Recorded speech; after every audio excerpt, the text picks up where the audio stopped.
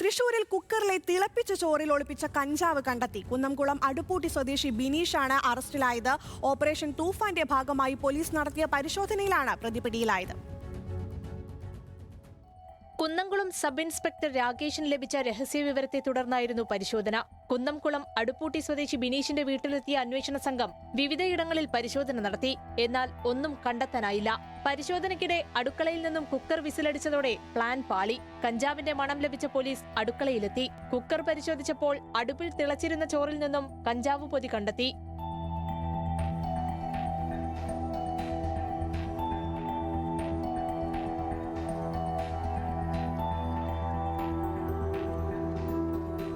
കുക്കറിനുള്ളിൽ നിന്ന് 400 ഗ്രാം കഞ്ചാവാണ് പിടികൂടിയത്. Kunnamkulam Guruvayur DANSAF ടീമും Kunnamkulam police station sub inspector Sarath Soman, DANSAF squad sub inspector Rakesh എന്നിവരടങ്ങുന്ന സംഘവും ചേർന്നാണ് കഞ്ചാവ് കണ്ടെത്തിയത്.